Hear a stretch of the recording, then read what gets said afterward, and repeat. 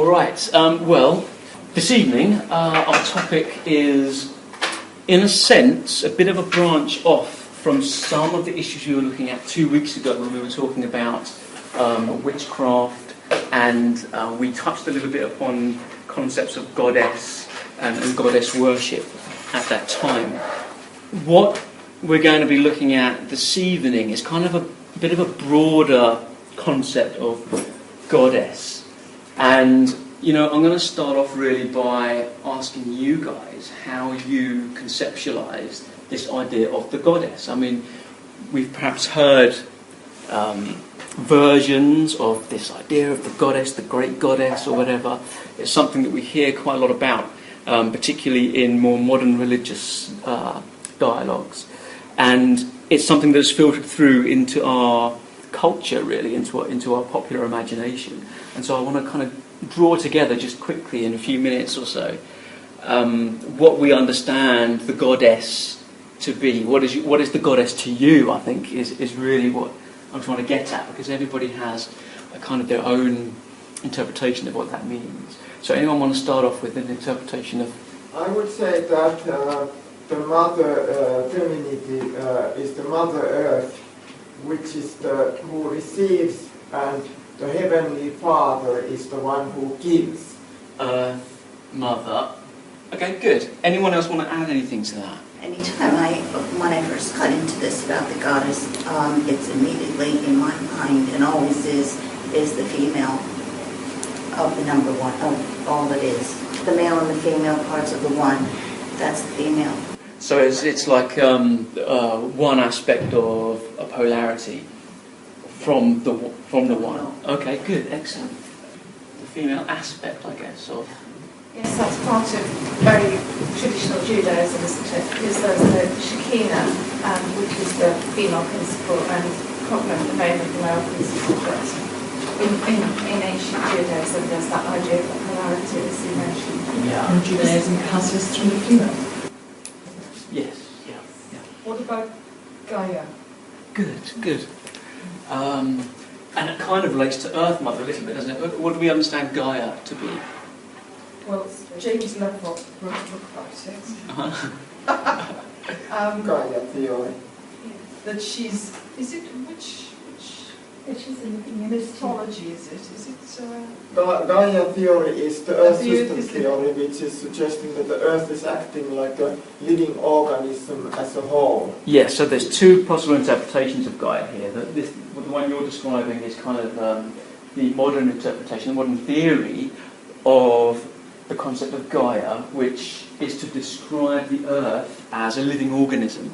So much like an animal body, everything works together and there's an order to it, and if you hurt one part of it, you're going to hurt the rest of it, that kind of thing. So this is what you might describe as the modern Gaia theory.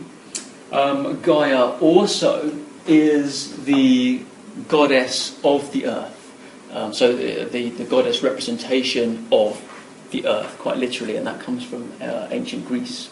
And obviously that term Gaia has been appropriated by the modern theorists about the Gaia theory.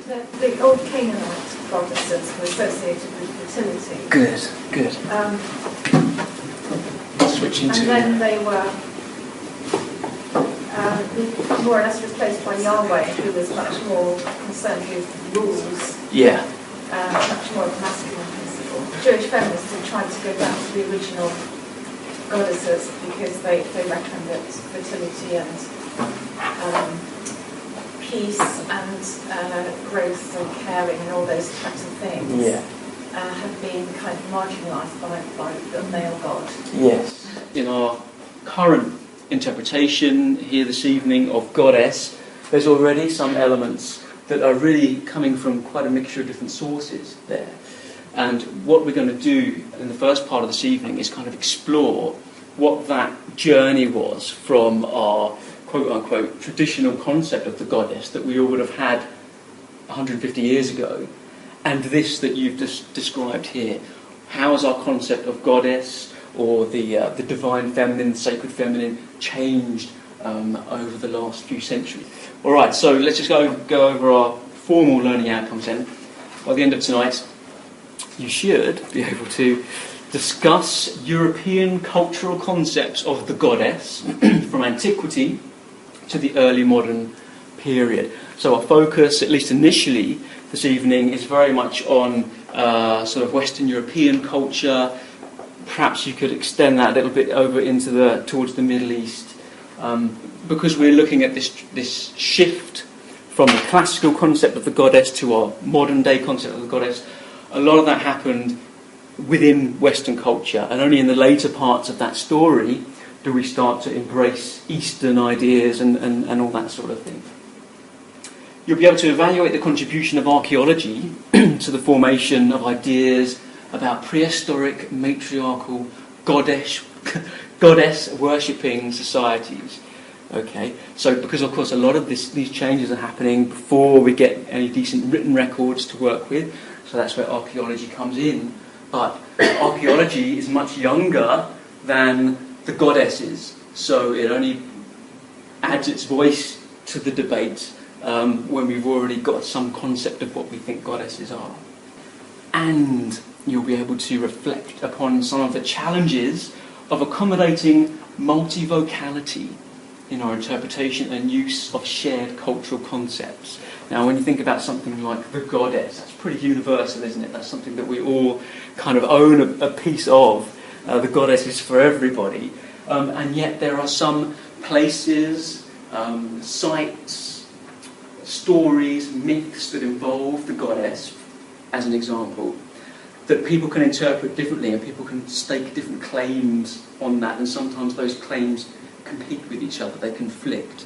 And so we're going to be looking at one example, one particular archaeological site, where it's very much associated with ideas of a goddess, but there are different interpretations of how we should engage with the site, how we should understand the site, and we'll look at how they've been coping with that.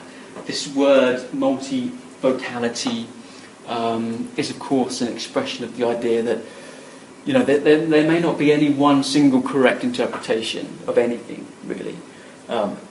If something is true for a particular person, from a particular viewpoint, then that needs to be considered at least as equally as valid as other viewpoints that may be in opposition.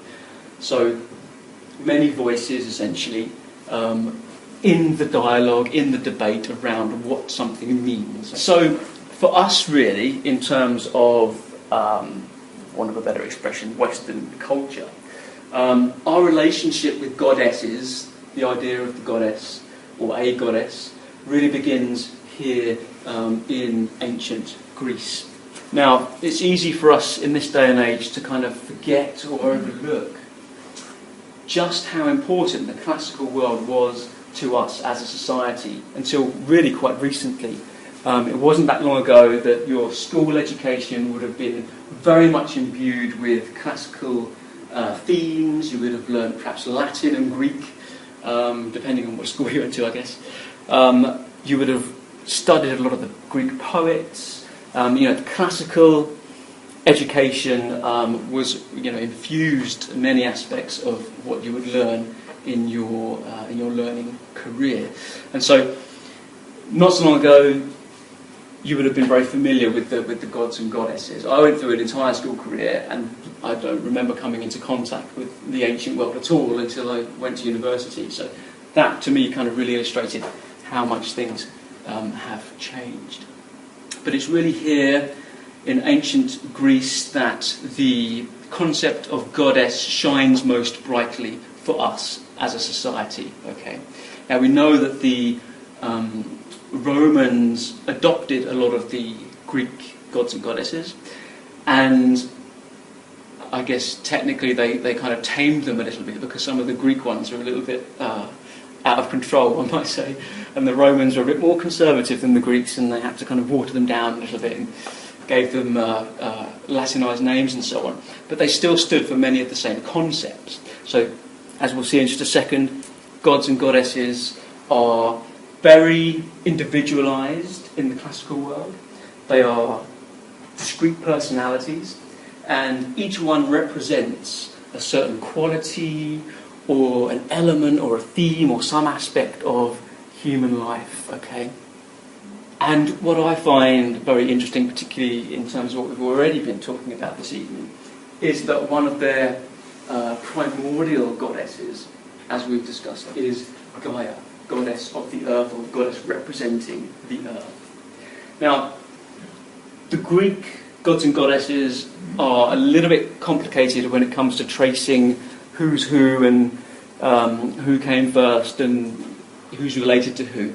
Essentially, in terms of the main group of gods and goddesses, if you like, some of you may be familiar with this in kind of popular culture, they tend to revolve around Zeus, who was the king of the gods.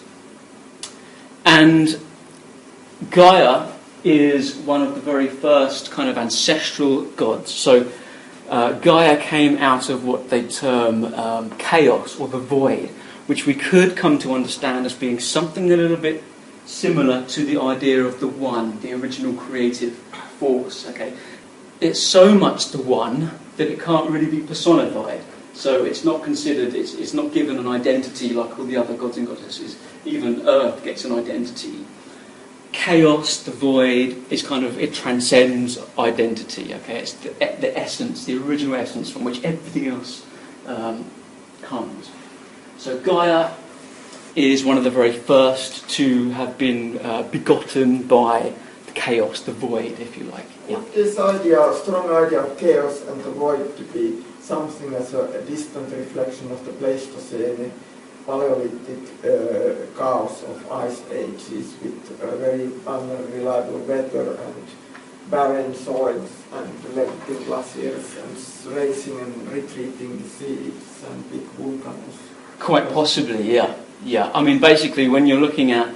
almost every culture has got some version of this concept of the void, or the original force from which everything came.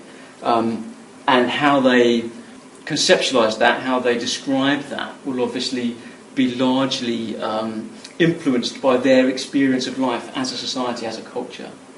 So, a few generations down from Gaia, we've got these guys, and these have kind of been cemented, if you like, as being the main gods and goddesses, the 12 Olympians of ancient Greece. If we can have a look, we might identify Zeus, who is here, and Hera, his sister and wife, is over here. I think it's interesting that she's depicted in the centre of this frieze. She's considered the queen of the gods. And each one of these, as I've said, has their own particular characteristics, and they're often depicted carrying something or wearing something that represents that quality or that characteristic. Do you think the medieval saints are descendants of this anthropomorphic gods of Greece? I mean, there are some...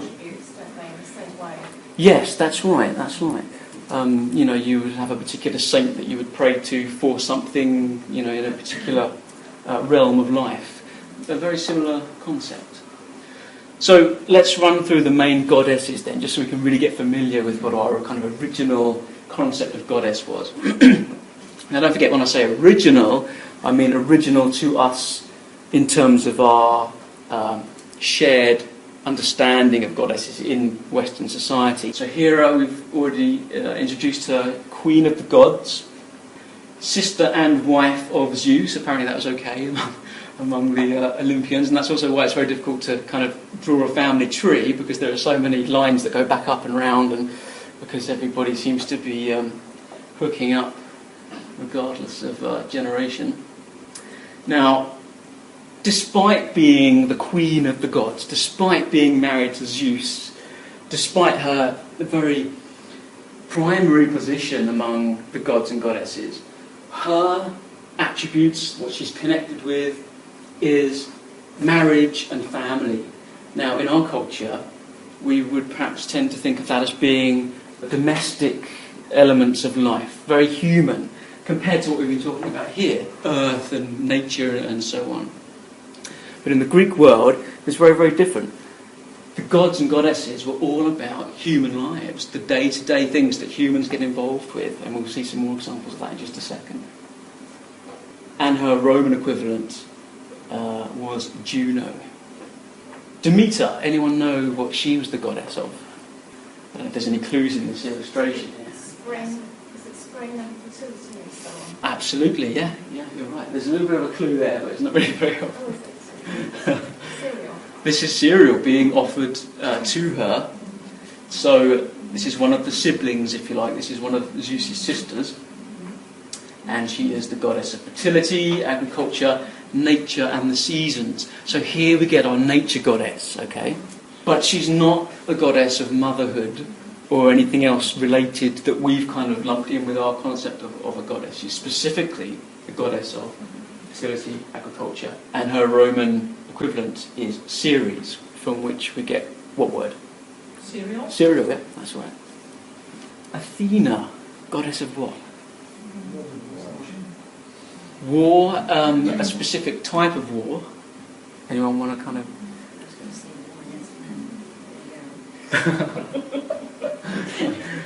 one In a way, actually, you're quite right. Is it defence of Athens against other parts of Greece? Good, defence was an important part, and specifically as part of that, strategic warfare. Okay. Daughter of Zeus, just to fit her in the family tree. Goddess of wisdom, handicrafts, strategic warfare and defence. And it's really her warfare and defence attributes that get most repeated in poetry and so on, as you can imagine. She's often depicted with an owl, which kind of is a representation of that wisdom attribute. But perhaps more distinctively and more frequently, she's depicted with battle helmet, and armour, sometimes on her legs, very clearly, and a shield as well, sometimes. Really all about that warfare. Sorry, was she the one who was born from the head of Zeus? That's right, yes. Yeah.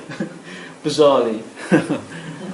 Is that why you didn't say daughter of Zeus and Hera? Yes, yes. Because the gods did not need to, you didn't need two gods to make an offspring, basically. They could just apparently... But look at some of the other thing that she's goddess of, handicrafts, how domestic. Very different to what we consider the gods to be associated with, isn't it? And her Roman equivalent is Minerva. Any ideas about what? She's goddess of the hunt, isn't Hunt, she? yeah. I thought she had bows and arrows. Absolutely, yeah. yeah. Bows and arrows, so she's hunting, isn't she? Yes, yes. So she's goddess of hunting, and I think she's goddess of animals as well. Daughter of Zeus, twin sister of Apollo. This is Apollo here. Goddess of the hunt, of virginity, childbirth, archery, the moon, and all animals. She's got quite a lot on her plate, by the looks of it. Interesting contrast here, goddess of virginity and childbirth. So here we've got our goddess of the moon. Now that is something that is often attributed to the idea of a great goddess in the modern sense. And her Roman equivalent is Diana. And Aphrodite, yep, the goddess of love, often shown naked with just a skimpy veil being clutched to her skin somewhere.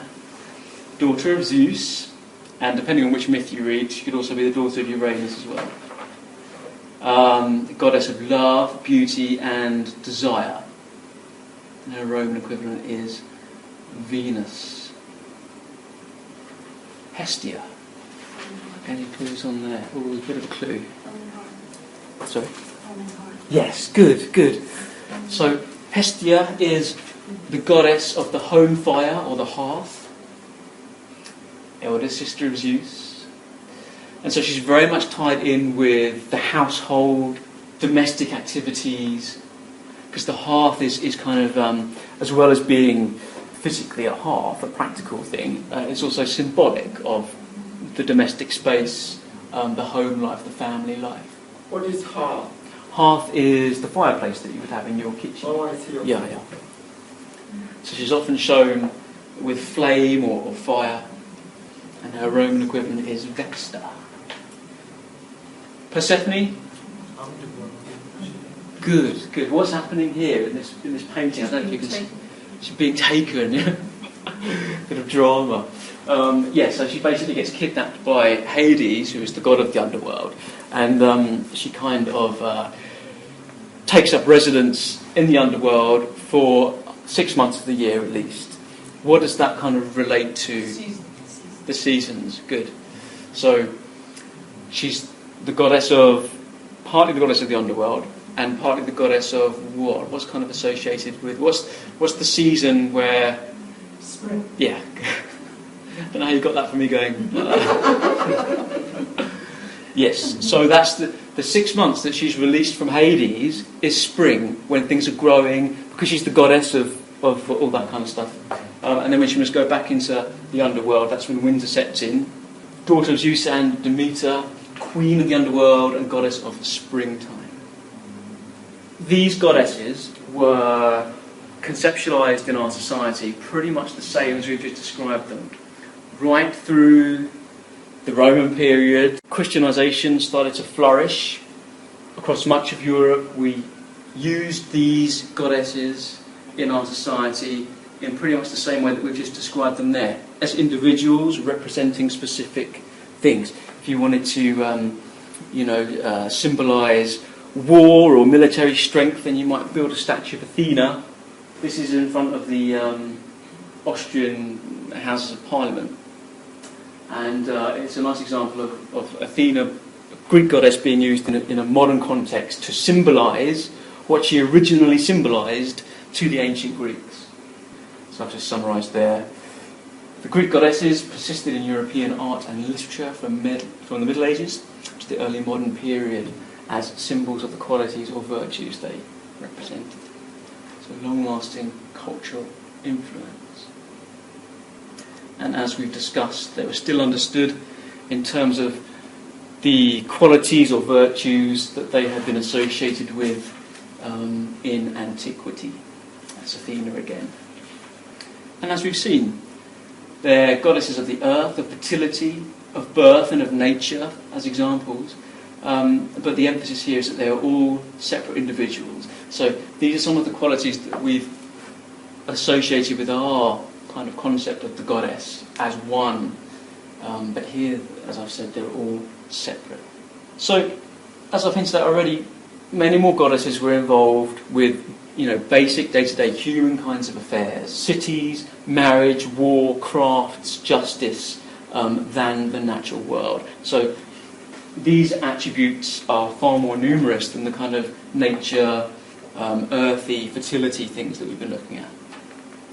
But our concept of the goddess started to shift around this sort of time, particularly, it really accelerated this change around the so-called Romantic movement, the period of Romanticism. And this is a trend that occurred culturally, in art and literature and poetry and so on.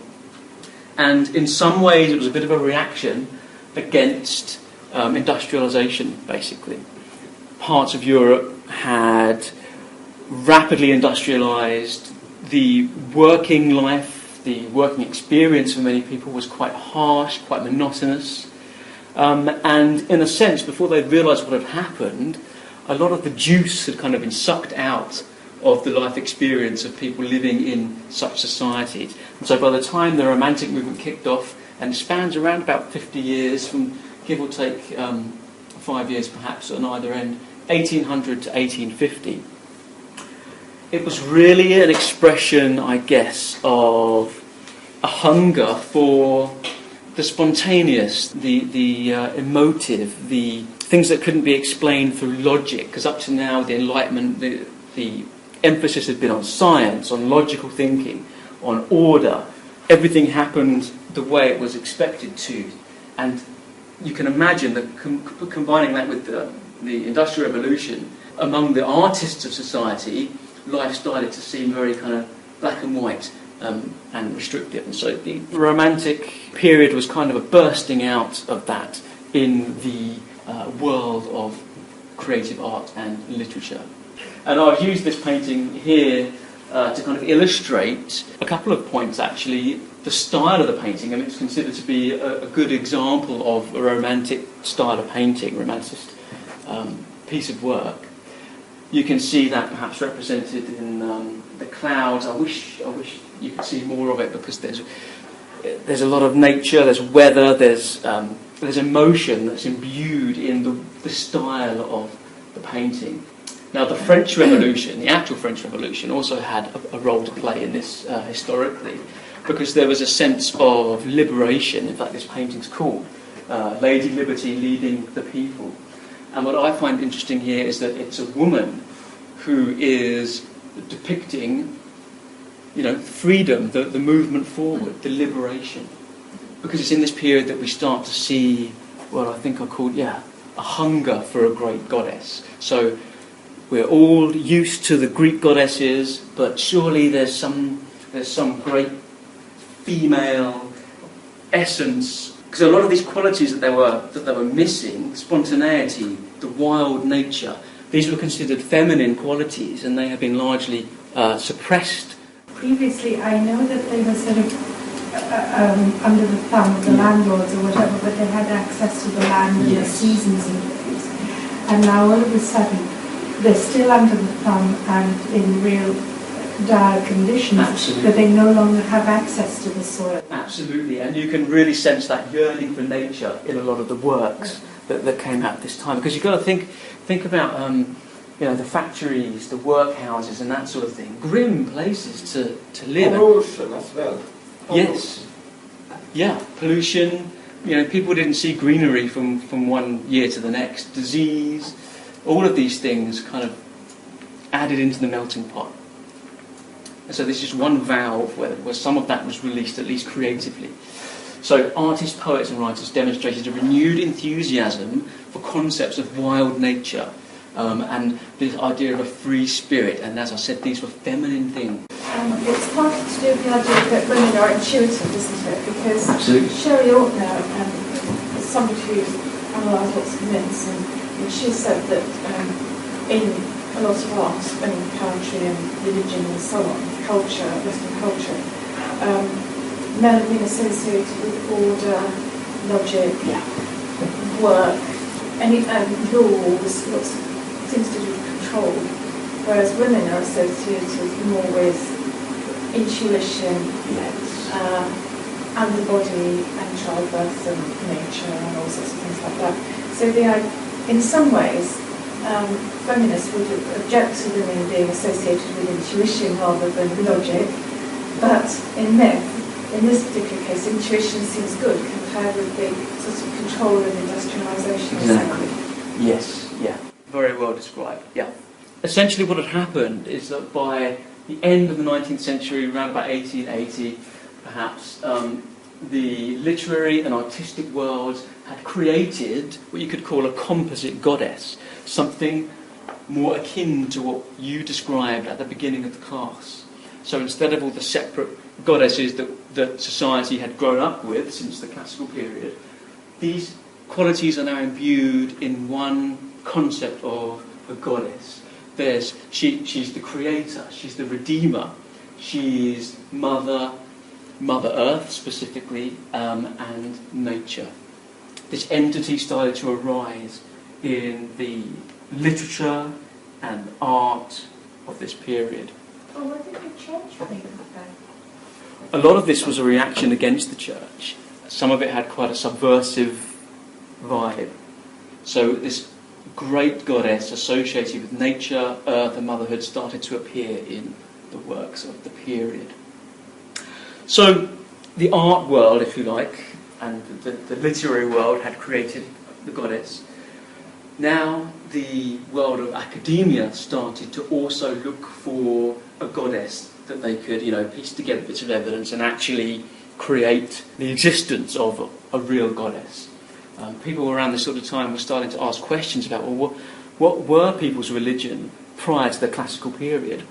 Don't forget, disciplines like anthropology, archaeology were barely in existence at this time. So a lot of their questioning was speculative and based on the information that was already available, which was mainly classical texts. So the first person really to kind of put something out there to do with these kinds of suggestions was a chap called Edward Gerhard. He was a very early archaeologist, more of a classicist really. And in 1849 he published a paper that he written about some work that he'd been conducting in the Metruon, which is a structure in the Athenian agora. Originally, this structure, I think there's a reconstruction of it here, this structure is known as the Sanctuary of the Mother Goddess, and he started to look into the origins of this, what it had been before, how it had been used, where does this come from, Sanctuary of the Mother Goddess. But he basically put forward the idea that in pre-classical times, in prehistory, there had been some kind of universal goddess that embodied the idea of motherhood. So he was the first person to actually put that out there in the literature to make that suggestion. And he's being influenced by what's happening in art and literature and so on. Once the concept of the goddess had been born, then there was a space created for other disciplines to move into. Johann Bachofen, a Swiss anthropologist who was also a judge, he approached the question from a kind of legal perspective. He was very interested in the legal structures of classical societies and pre-classical societies. And in 1861, he published his ideas in his book Mother Right, an investigation of the religious and juridical character of matriarchy in the ancient world. And his idea was that originally, in the prehistoric period, and don't forget their ideas of what prehistoric meant was a little bit fuzzy. They didn't have the kind of very detailed understanding of prehistory that we have through archaeology, modern archaeology.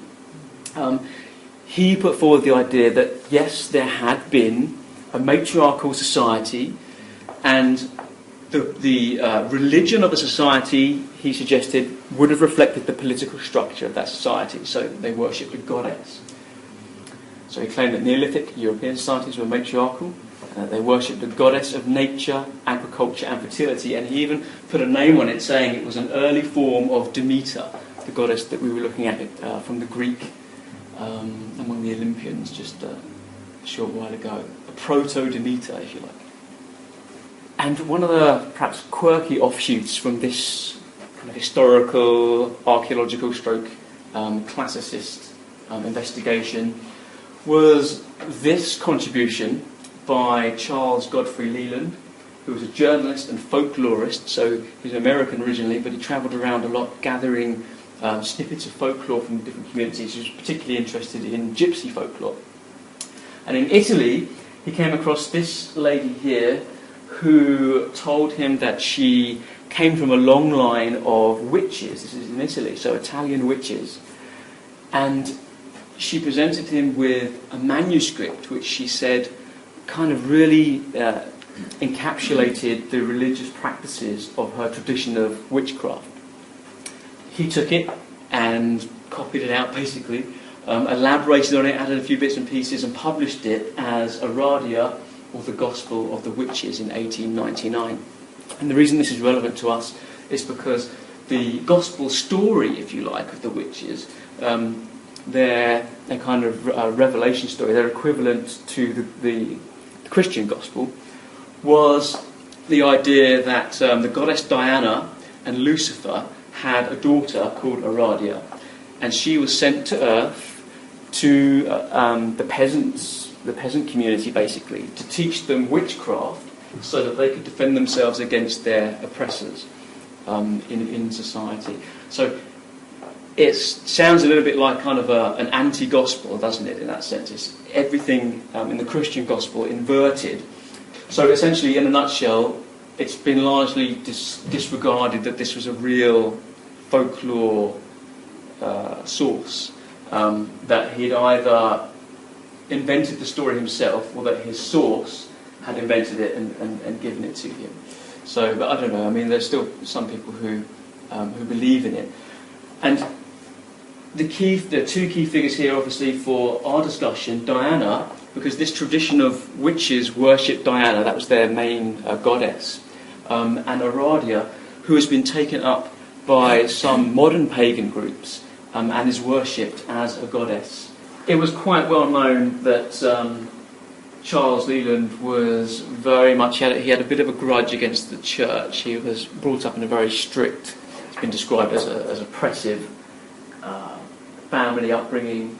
So he had this aversion to the church, And some people have suggested that his writing of this story is, feels a little bit synthetic, that it's almost as if he's deliberately composed it to make a statement against the church. But the thing, why we've got this up here, is because this is very influential in terms of helping to build up that concept of the goddess, and his work has become very, very influential among pagans, modern pagans. In fact, he particularly influenced Gerald Gardner, who we looked at a couple of weeks ago, who was one of the founders of what became known as Wicca. But you see, she was never found. She disappeared soon after this manuscript had been written, and the actual manuscript itself was never found either. So a few kind of missing links there in that whole story.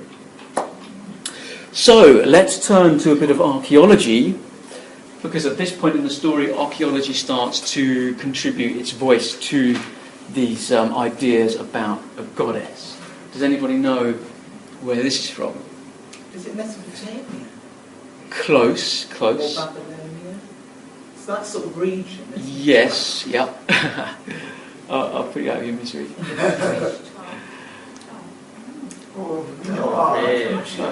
Okay. Now, this was the lady that really kicked off serious goddess debates in the academic community among archaeologists, historians, anthropologists, and so on. She's been termed the snake goddess because she's holding a couple of snakes there. And snakes are, in mythology, often associated with fertility. As you can see, she's wearing what's been interpreted as kind of like the courtly attire of this particular culture, so she would have been a revered personality. And there are a couple of other figurines, very similar, slightly different poses, that are also associated with snakes, and quite clear indications of concepts of fertility and so on. So she's interpreted as snake goddess. This is 1600 BC, give or take, from Crete. The Domino priestesses, were they without exposed breasts when they were doing their rites? I think there was probably the odd breast exposed, yeah. So it was really this chap, Sir Arthur Evans, who started excavating at Knossos in Crete in 1901. And what's interesting is that this was around the time when he started uncovering these figurines, and he started publishing these theories about a great prehistoric goddess cult, that these people had worshipped a single goddess, and that all the figurines and all of the women that appeared on the wall paintings, they all represented different aspects of one goddess. And this represented quite a shift for him, because just a couple of decades earlier he was describing some other figurines that he'd excavated, and he dismissed the idea of a goddess and said that they were toys that people had thrown away or something. So he's suddenly changed his mind, been converted to the idea of the goddess, probably partly influenced by the other things that we've just been looking at that he had access to in his culture. Certainly another one of those similar snake goddess figurines. What about this one? Because the Crete excavations were kind of dipping the toe in the pool of the archaeological goddess. This is the site that really kicked it off. This is the main one. We'll be coming back to this a bit later on as well. But this is the figure that really got people talking. Anyone know where this was found? It's a bit like the Paleolithic ones, though, Good. isn't it? Those like Venus figurines, Yeah. so-called, where the woman really does look like a woman and not a stick insect. Absolutely. And these were qualities, physical qualities that were associated with fertility. Because in these societies, if you're skinny, if you're not eating, you're going to die, basically, and you're certainly not likely to successfully rear children and be prosperous. So, for want of a better expression, the rotund figure was a very positive sign. It meant that a powerful woman who had good reproductive capabilities and could look after a family. What you might not be able to tell from this particular statue is that it's actually in the process of giving birth. This is a a baby coming out down here. Not that you'd necessarily be able to recognise it from that image alone. But basically this is a woman sitting in what is obviously a very powerful pose on some kind of throne, and these are animal heads. Now, there's some debate around whether they are arms of the chair, like a stylistic feature, or whether they're supposed to represent actual animals that are on either side of her. They look feline in nature, so perhaps wild cats of some kind. And this has come from the site of Çatalhöyük, bit of a mouthful. And this is earlier than the snake goddess we were looking at. This is now back in the Neolithic, around about 7,000 BC from what is today Turkey. So excavations at Çatalhöyük. And the first excavations here were conducted by James Millard in 1958, and he went on and off to excavate for about another 7 years, I think. Was that the first kind of city where they got in through the roof? Absolutely, yeah. Oh, right. Yeah. So this is, I mean, it's a unique site actually.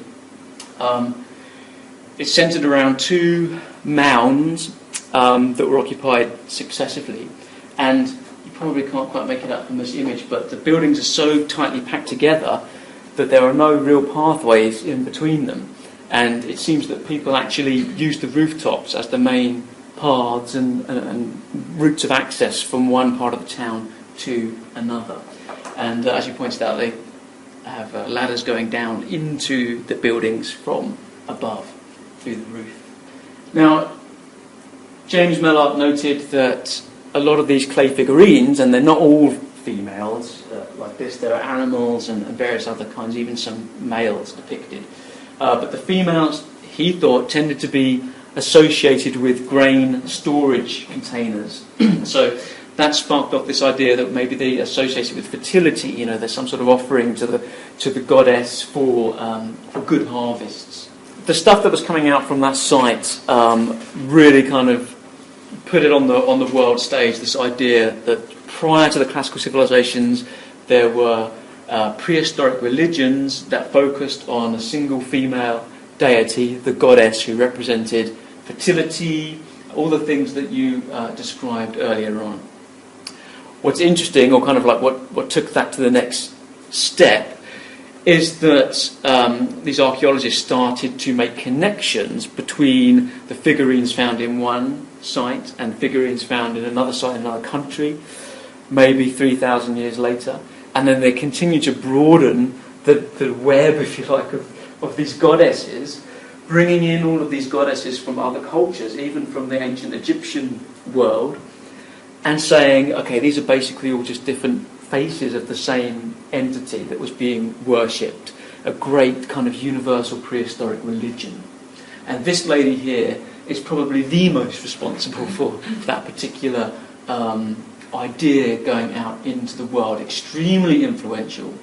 Maria Gimbutas, Lithuanian feminist archaeologist, and I've put her two main books here as examples. This one in particular is very valuable because she basically brings together and catalogues about 2,000 different types of goddess figurine, and not just figurines but symbols of femininity on things like on wall paintings, because some symbols of the feminine that have been associated with the goddess aren't just kind of anthropomorphic figures, they're symbols as well, like inverted triangle, for example, is representative of the goddess and so on. So she's basically brought together a whole catalogue of these, mainly from Neolithic Europe, a little bit from the Middle East.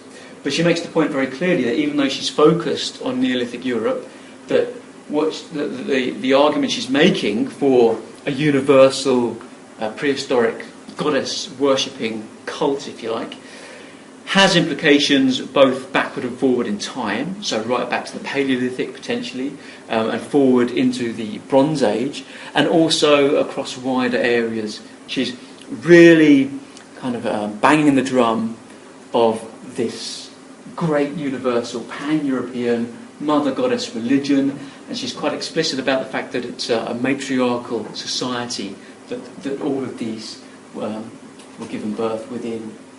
Was this before a time when they realised about between conception and birth that that women gave birth to children themselves without any intervention from a man? Good. Is that part of it? There's certainly been suggested that one of the reasons why the female seems to have been so emphasised is that people didn't really understand how children were born, and they didn't really fully appreciate the role of the male. They saw a lot of this divinity stems from the woman's ability to give birth, to create life, basically. Now, we all know that it takes male and female to do that, in most cases.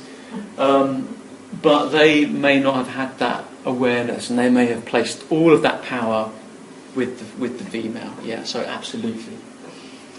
Now, as you can imagine, these kinds of ideas coming out when they did, the world was ready, basically, certainly in the feminist movement, for some kind of evidence to back up the idea that the feminine is powerful and important, and that people prior to Christianity, prior to civilization, were smart enough to know this. And, it wasn't a mystery to them. They knew what was going on. They were close enough to nature to instinctively know the power of the feminine, and they worshipped it accordingly. Or obviously with their different expressions of what that goddess would have looked like. And as you can also perhaps imagine, that led to some criticism from other parts of the academic world. And we'll look at those in a little bit. So, the goddess-worshipping Gaelic cultures of old Europe, this is her theory, were overtaken, she suggests, by aggressive androcratic peoples from, she reckons, southern Russia, and she calls these the Kurgan culture, which basically means the barrow people, because they were associated with burial mounds. So this idea, and you can kind of sense how she may be pushing some buttons in the academic world, because a lot of her suggestions, it's been argued, are somewhat speculative, and some of the evidence is a little bit, she had a reputation for leaping from a concept to an idea to a theory and publishing it without it going through kind of the usual rigours of inquiry that most new theories would have to. But nevertheless, her ideas were incredibly popular and hugely influential. So she had painted a picture, basically, of matriarchal, powerful, importantly, peace-loving, female-led, female-worshipping societies across the whole of Europe, probably, she said, further afield as well, and through a long period of time, and that these peaceful societies were attacked and overwhelmed by aggressive male-dominated societies who were kind of proto-Indo-European groups. Yeah. I would like to just quickly say that she lived during the time of Leonid Brezhnev, when the Russian government Lithuania was under the Russian government, and the Politburo was all male. Yes. And I think it could be kind of swipe against them, because I lived in that part of the world, and we always felt the Russians were always like a bunch of schoolboys bullying other people, and I think that was the problem, their system. She did actually take time out from her archaeological work to work with Russian people that were having various troubles. It's just before the Gorbachev came and started to change the system. Yeah.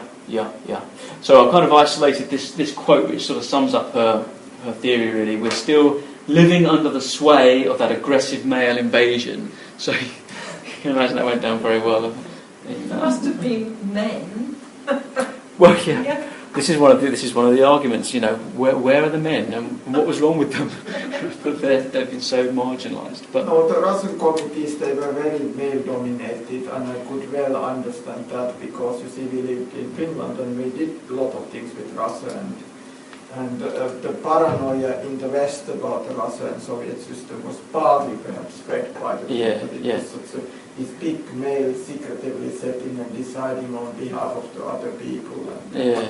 You can certainly sense a sense of reactionary in the gist of these theories. So I was going to show you some examples just selected from the enormous range of goddess figurines that have been identified as such by Maria in her work, and a few others as well. Now, I mentioned that she basically projected her ideas back into the Paleolithic, and you'll remember this perhaps from one of our first sessions, first or second one, I can't remember. The Venus of Holly Fells, carved from mammoth ivory, and this is believed to be the earliest anthropomorphic carving that we have, 38,000 to 32,000 BC. So, is this representing some sort of goddess? If so, what are the attributes of that goddess? Is it motherhood, fertility, nature, earth, or a combination of all of those things? Another example from the Upper Paleolithic, a bit more recent, the Venus of Willendorf. This is perhaps one of the most famous Venuses. This is from limestone, carved from limestone. And it's not all figurines, as I said. This is a relief carving from a rock shelter panel, and this comes from southern France. A little bit more recent, but still within the Upper Paleolithic, 25,000 to 20,000 BC. Again, you can see the voluptuous figure, and some people have spent a long time measuring this and doing mathematical calculations, and it fits the same proportional pattern shape-wise as the other Venuses that we've just been looking at. So again, arguments for a connection, some sort of shared vision of a goddess. And she's holding a horn here. We presume it's for drinking, although we don't know, and it's got a number of linear incisions in it. So a lot of guesswork still. I mean, there's many things that we don't understand, so it's just ripe for various interpretations. Here's another example, still in the Upper Paleolithic, but the more recent end, 21,200 BC, and this has been described as a birth-giving posture. The fish goddess. So just to illustrate the variety in some of these goddess figurines, from Serbia, cut out of sandstone. This is into the Neolithic now, so farming communities, a bit more recent. What is the time scale of the Upper Paleolithic? See that scale, the subtext varying between 21,000 to 22,000. So the Upper Paleolithic, you can consider that to be from, they keep shifting the dates around, but give or take 40,000 years ago up to around about 10,000 years ago is the Upper Paleolithic. That's an archaeological time period, so it's based on the human-made stuff that we find. You have to imagine like 100 more of these from different cultures. Basically, any culture you look into, you'll find some representation of a female figure that could be interpreted as a goddess. From fired clay, this time in Israel, still the Neolithic, an example of a seated female character interpreted as a goddess. And from Egypt, the so-called bird lady. This one's from ceramic, late Neolithic. So just to give you an idea of the variety of styles, of physical representation, coming from all of these different cultural contexts and places. How do they date these without damaging? That's a good question, actually. Some of these materials are virtually impossible to date in isolation, so it's got to be all about the context that they're found in. So what layer of earth, if they can date the layer, then and that comes clearly from within a sealed context within that layer, then they can say that it's from that date. But it could be earlier, but just ended up in that layer, you see, so it's not perfect. Some materials can be dated directly, but things like chalk, limestone, you're not going to be able to date that as a material. Chalcolithic, copper age as such, 3000 BC, Cyprus. These are interesting. These are referred to collectively as the stiff nudes, and they are often found in burial contexts, so they symbolise death, it's believed. And this is partly reflected in the fact that they are obviously very rigid. They typically have their arms folded either over their breasts or just underneath the breasts. And they're always bone-coloured, whether they're made out of actual bone, some are also made from different kinds of stone, but still bone-coloured. That seems to be the important thing. And they're placed in graves. So some kind of clearly female entity that is associated with death and potentially rebirth. We don't know, we can speculate. These are a kind of a later manifestation of an earlier type of style of figurine, which are called the stiff white ladies. And they come from the Neolithic, and they're very similar, but perhaps a little bit less stylised. They're more kind of plank-shaped. The theory of the great goddess. Now, as I pointed out, there's been some criticism, and one of the points of criticism is that we can't actually be sure that any of these are goddesses at all.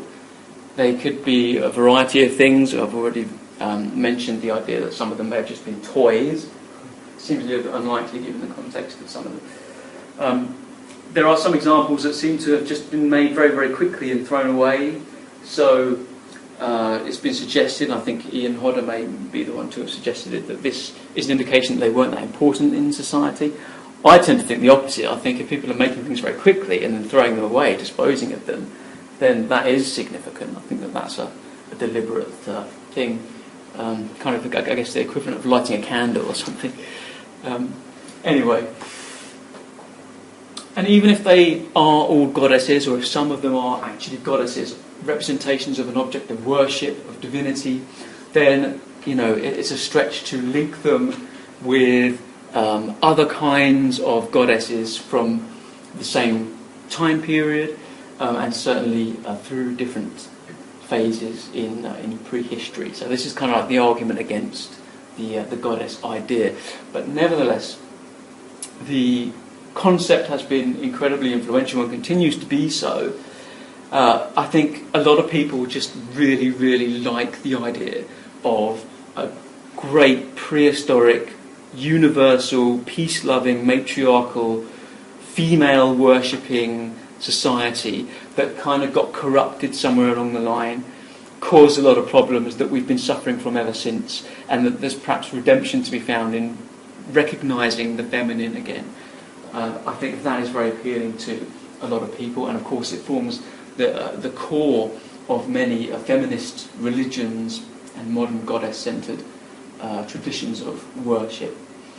In short, it's an empowering antidote to today's patriarchal society. So I just want to show you a little bit of going back to Çatalhöyük, where that seated figurine came from, and this site really kind of sparked off a big part of this goddess movement, and it's seen by goddess worshippers today as being almost like a site of pilgrimage. They go there in their groups, engage with the archaeologists. The archaeologists are only there for a couple of months every year.